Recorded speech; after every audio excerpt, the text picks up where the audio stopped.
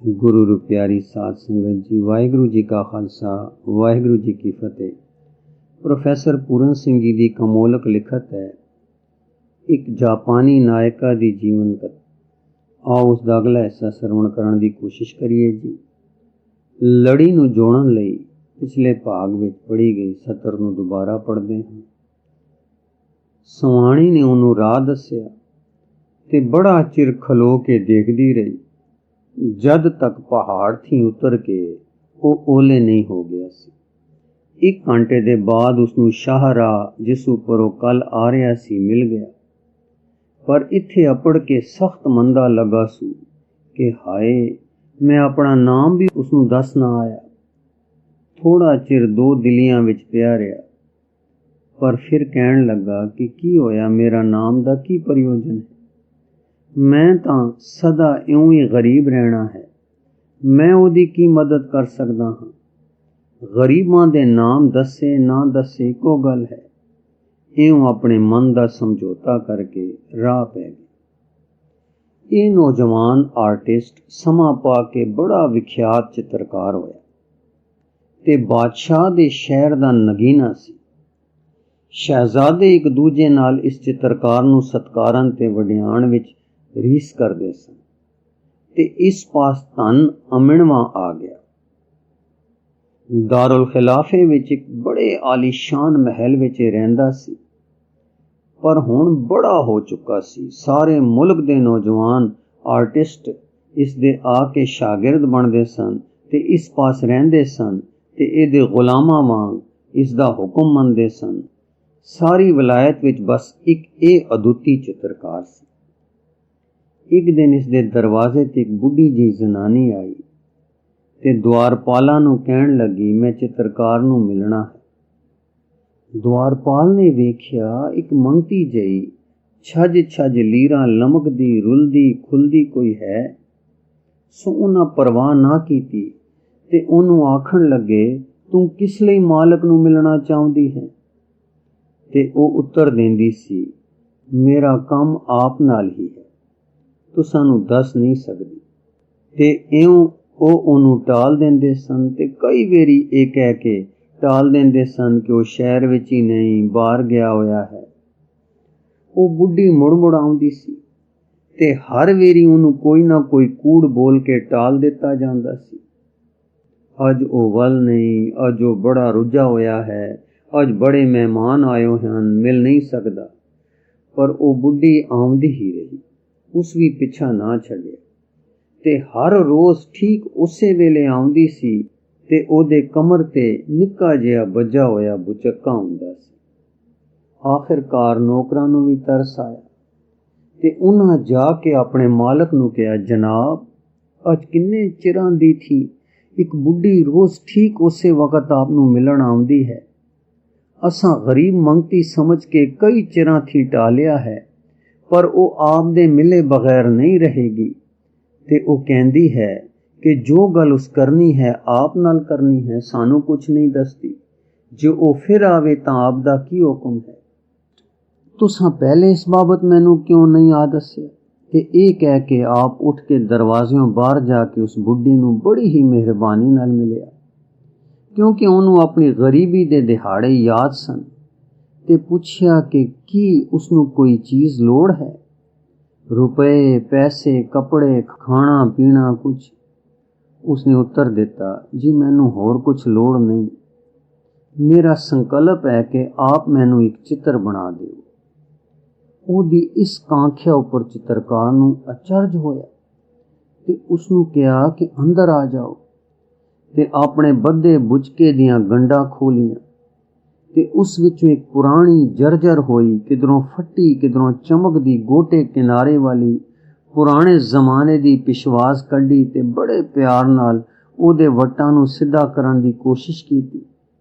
ते जिउं-जिउं ओ बुढ़ी इस पिशवास नूं खोलदी ते सवारदी सी, त्यों-त्यों उस चित्रकार उस्ताद नूं अचानचक अपने जवानी दी यात्रा दा चेता आया।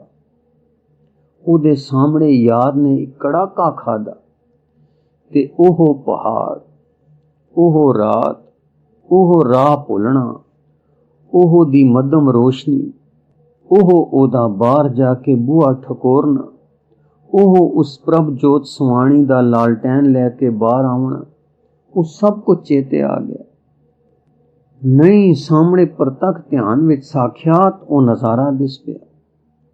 उस बुढ़ी नूं बड़ी ही हैरानी हुई जद यका यक चित्रकार उस्ताद जो शहजादियां ते बादशाहां दा माननीय उस्ताद सी, उस अगे बड़े अदब नाल चुकिया ते बड़ी आजजी नाल हाथ जोड़ के माफ़ी मंगण लग पे। मेरी बेअदबी नूं माफ़ करना, मेरी कुरख्तगी नूं खिमा करना कि मैं एक खिण दी खिण लई आप दा चेहरा पछाण नहीं सकिया, पर मैं भी ते मेरी याद भी की कर सकदी सी।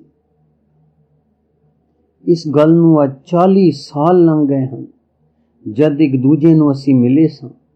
हुण मैनू ठीक याद आ गया है, आपने बड़ी मिठी किरपालता नाल मैनू अपना मेहमान कीता सी।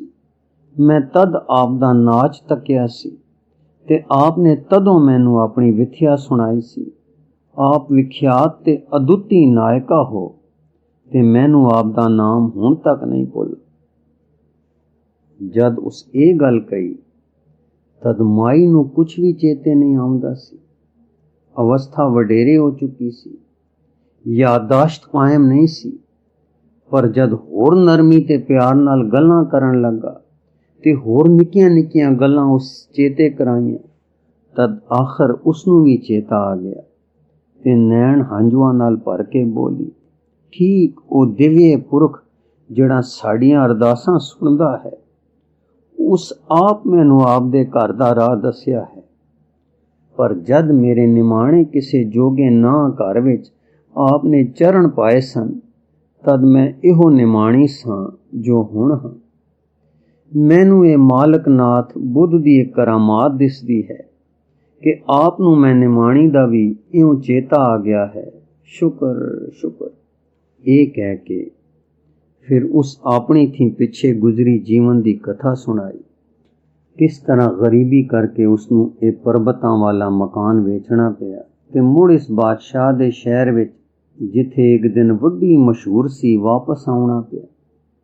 घर विक जाण दा उहनू बड़ा मंदा लगा सी ते दुख होया सी, पर हुण सब थी वड्डा दुख ये है कि वो उसी तरह अपने प्यार दे याद विच उस निक्के जे बुद्ध दे मंदिर अगे नाच नहीं कर सकदी ते अपने सुरग गए प्यारे नू उसे तरह रिझा नहीं सकदी ते इस करके वो चाहुंदी है कि ओदी तस्वीर उसे विश्वास विच जिहड़ी ओ नाल लियाई है बन जावे कि होर नहीं तां ओ अपनी तस्वीर उस प्यार दी याद दे बुद्ध मंदिर दे सामने लटका सके। उस अरदास कीती सी कि ओदा इह संकल्प पूर्ण होवे ते उसे देव ने ये प्रेरणा कीती है, तां ही उस पास आई हां कि कोई माड़ा चित्रकार सिवाए ओदे उस आलीशान रीझ दा चित्र खिंची नहीं सकदा।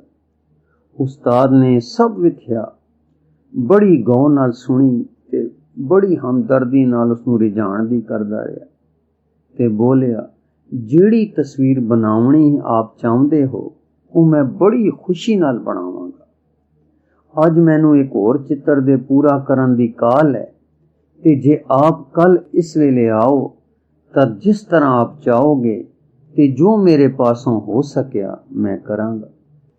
फिर वो बोली, पर एक गल मैं आप हजूर नू दसी नहीं, जिहड़ी गल मैनू दुखी कर दी है ते वो ये है कि आप दी इस मेहरबानी लई मेरे पास आप नू देण लई कुछ है नहीं सिवाए इस पुरानी कते दी विश्वास दे ते इन्हां दा हुण कोई भी मुल नहीं।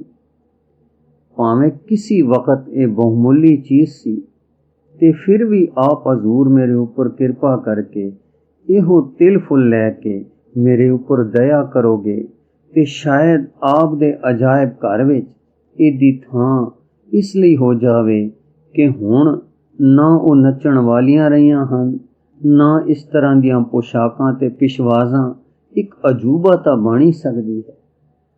नौजवान आर्टिस्ट, नहीं नहीं, आप इस मामले ते कोई सोच ना करो।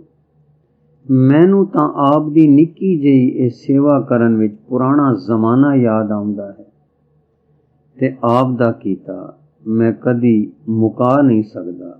ਸੋ ਕੱਲ ਮੈਂ ਜ਼ਰੂਰ ਕੰਮ ਸ਼ੁਰੂ ਕਰਾਂਗਾ। ਇਸ 3 ਵੇਰੀ ਸਿਰ ਝੁਕਾ ਕੇ ਸ਼ੁਕਰਗੁਜ਼ਾਰੀ ਕੀਤੀ ਤੇ ਕਿਹਾ, ਆਪ ਹਜ਼ੂਰ ਮੈਨੂੰ ਮਾफ़ ਕਰਨਾ। ਤੇ ਮੈਂ ਇੱਕ ਗੱਲ ਹੋਰ ਵੀ ਕਹਿਣੀ ਹੈ ਕਿ ਮੈਂ ਇਹ ਨਹੀਂ ਚਾਹੁੰਦੀ ਕਿ ਆਪ ਮੇਰੇ ਅੱਜ ਦੀ ਸ਼ਕਲ ਦਾ ਤੇ ਅੱਜ ਦੀ ਪੁਸ਼ਾਕ ਵਿੱਚ ਚਿੱਤਰ ਬਣਾਓ। ਮੈਂ ਚਾਹੁੰਦੀ ਹਾਂ ਕਿ ਮੇਰੇ ਜੋਬਨਮਤੀ ਦਾ ਉਹ ਰੂਪ ਜੋ ਆਪ ਨੇ ਉਸ ਰਾਤ ਵੇਖਿਆ ਸੀ ਉਹ ਹੀ ਬਣਾਓ। ਉਸ ਕਿਹਾ, ਠੀਕ, ਮੈਨੂੰ ਉਹ ਚੰਗੀ ਤਰ੍ਹਾਂ ਯਾਦ ਹੈ। ਯਾਦ ਹੀ ਨਹੀਂ, ਮੇਰੇ ਧਿਆਨ ਵਿੱਚ ਹੈ। ਸੋ ਮੈਂ ਉਹ ਹੀ ਚਿੱਤਰ ਬਣਾਵਾਂਗਾ। ਗੁਰੂ ਰੂ ਪਿਆਰੀ ਸਾਧ ਸੰਗਤ ਜੀ, ਇਸ ਲਿਖਤ ਦਾ ਅਗਲਾ ਹਿੱਸਾ ਆਪ ਜੀ ਨੂੰ ਅੱਗੇ ਪੜ੍ਹ ਕੇ ਸਰਵਣ ਕਰਾਉਣ ਦੀ ਕੋਸ਼ਿਸ਼ ਕਰਾਂਗੇ ਜੀ। ਵਾਹਿਗੁਰੂ ਜੀ ਕਾ ਖਾਲਸਾ, ਵਾਹਿਗੁਰੂ ਜੀ ਕੀ